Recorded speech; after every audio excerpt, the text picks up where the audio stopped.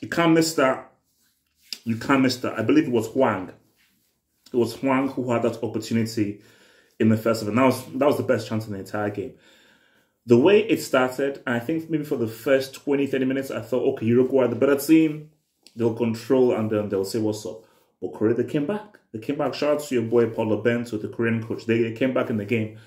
And I think Korea finished the first half stronger. And it's like, these golden chances, you've got to take them because there are such fine margins, especially when you're dealing with guys who have like a Cannibal Suarez, a Cavani, a Darwin Núñez, and a Federico Valverde. You're Korea, you've got to take those opportunities. And for Hwang, he had to score that. He had to, and it was right there. Like literally, he gets that on target. It's a goal.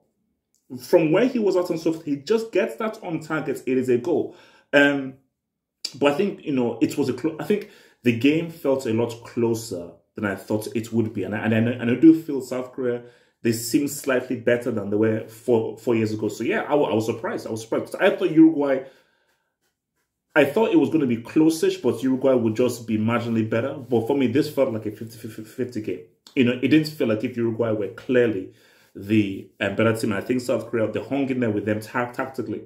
And Uruguay are a very tough physical team.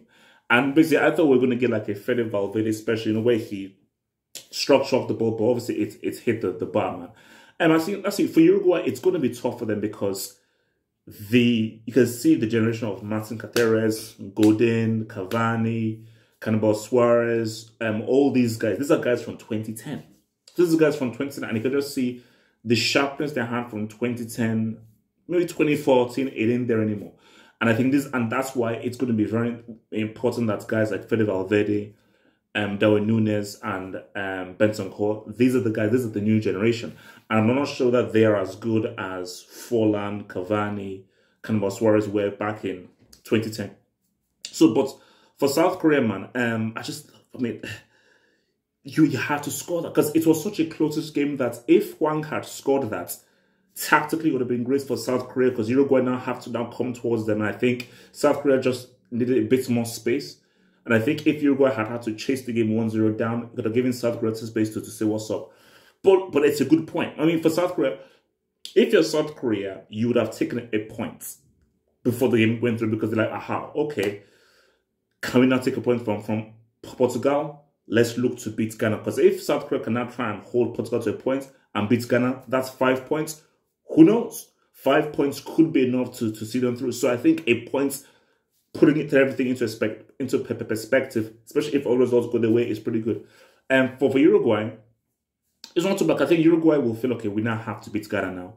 And we have to look to beat Portugal. So I think if Uruguay can just say, if we can beat Ghana, beat Portugal, that's 7 points. So it ain't the worst result in the world. It's all about what they can now do in his next 2 games. But yeah, man, because I think everyone was putting Uruguay to come top. But I still feel Portugal will come top. As we're saying right now, Portugal and Ghana are about to kick off.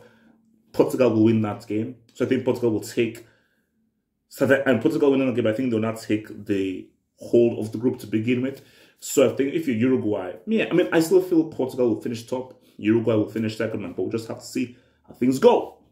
Hit the subscribe button over there, amigos, and join us tonight for that live World Cup roundup.